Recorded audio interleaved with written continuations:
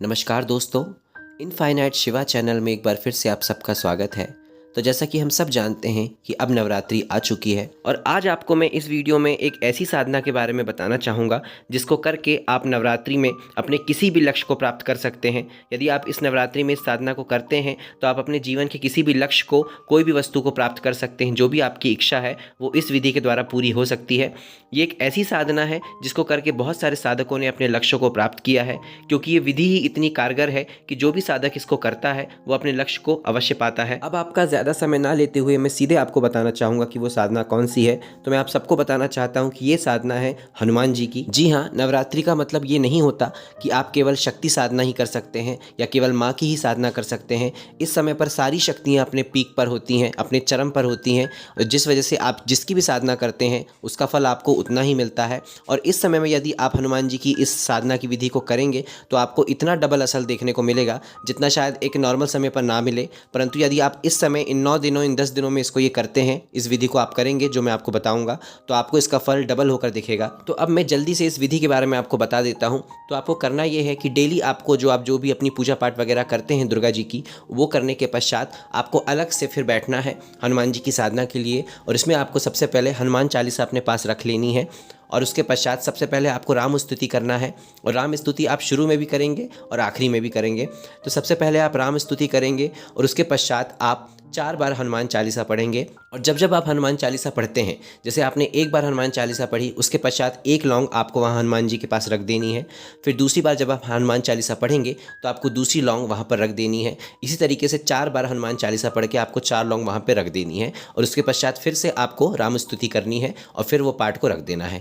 तो इस तरीके से आपको एक दिन में 4 बार हनुमान चालीसा करनी है और उसके पश्चात 4 लौंग आपको वहाँ पे रखनी है।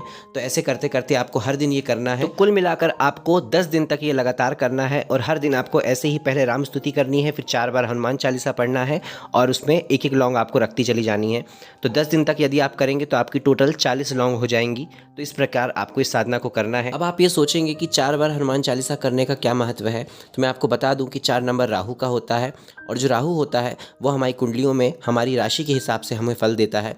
कभी वो अच्छा देता है, कभी बुरा देता है। परंतु याद रखिएगा, राहु एक ऐसा प्लैनेट है जो अचानक से हमारे जीवन में बहुत सारी चीज़ों को देने के लिए जाना जाता है। ये अकेला ऐसा प्लैनेट है जो एक इंसान के जीवन में अचानक से ढेर सारी खुशियाँ, धन या बहुत सारी चीज़ों को लाने के लिए जाना जाता है।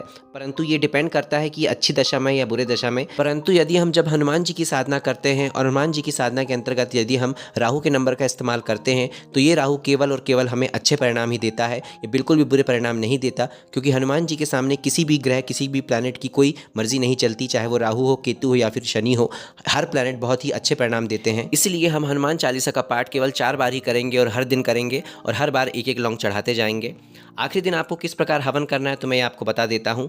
आपको एक नारियल ले लेना है और नारियल के अंदर का जो हमें ये अंदर वाला भाग होता है, इसके टुकड़े करके इसको इस तरीके से टुकड़ा बना लेना है एक। और उसके पश्चात हमें उसके अंदर कपूर प्रज्वलित करना है और थोड़ा सा घी डालना है। और ये 2 बार जब आप घी डालेंगे इसमें तो आपको ओम गम गणपति नमः का जाप 2 बार करना है और 2 बार आहुति देना है। इसके पश्चात आपको वो सारी लौंग, जो टोटल 40 लौंग है, आपको उसको अपने पास रख लेना है और आप उसके बाद हनुमान चालीसा का पाठ शुरू करेंगे। तो सबसे पहले हनुमान चालीसा में जो पंक्ति आती है, जो चौपाई आती है, श्री गुरु चरण सरोज रज, उसको जब आप पढ़ेंगे तो उसको पढ़ने के पश्चात आपको घी से आहुति देते हुए एक बार आहुति दे देना है और उस पंक्ति को पढ़ना है। और उसके पश्चात आप हनुमान चालीसा स्टार्ट करेंगे। तो जब आप हनुमान चालीसा स्टार्ट करेंगे तो जैसे ही उसकी एक लाइन कंप्लीट हुई, जैसे कि जय हनुमान ज्ञान गुण सागर, जय कपीस तिहु लोक उजागर, जैसे ही आपने कंप्लीट किया आप फौरन वहाँ पर एक लौंग डाल देंगे।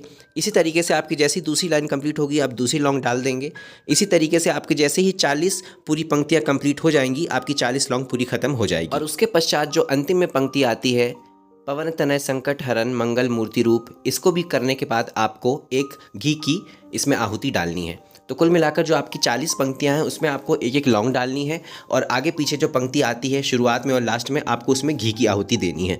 तो इस प्रकार ये हवन आपका 11वें दिन संपन्न हो जाएगा। इसके पश्चात जो उसमें राख बचेगी आप उसे किसी अच्छी जगह पर रख सकते हैं, जहाँ पर आप उसका डेली तिलक लगा सकते हैं, या तो गले में या फिर माथे पर आप जहाँ लगाना चाहें, या फिर आप उसको किसी अच्छे पेड़ पौधे पर भी डाल सकते हैं। परंतु यदि आप उसका तिलक के रूप में इस्तेमाल करें तो वो ज़्यादा अच्छा रहेगा। यकीन मानिएगा ये इतनी कारगर विधि है, जिसने भी इस विधि को किया है उसने यही बताया है कि हमने जो भी इच्छा मांगी वो हमारी पूरी हुई है, क्योंकि ये नवरात्रि का टाइम बहुत ही ज़्यादा हाई पीक पर एनर्जी वाला होता है। और इस समय यदि आप हनुमान जी की इस साधना को करते हैं और इस विधि को करते हैं तो जो आपने कहा है यदि वो पूरा ना हो, ऐसा हो ही नहीं सकता। आप यदि इस विधि को करेंगे तो आपकी इच्छा पूरी होगी ही होगी, 100% होगी। तो बिल्कुल आप इस साधना को एकदम अंदर से पूरा विश्वास करते हुए इस साधना को कीजिएगा। तो यदि आपको हमारे द्वारा दी गई जानकारी अच्छी लगी हो तो हमारे वीडियो को लाइक और चैनल को सब्सक्राइब ज़रूर करें। नमः शिवाय।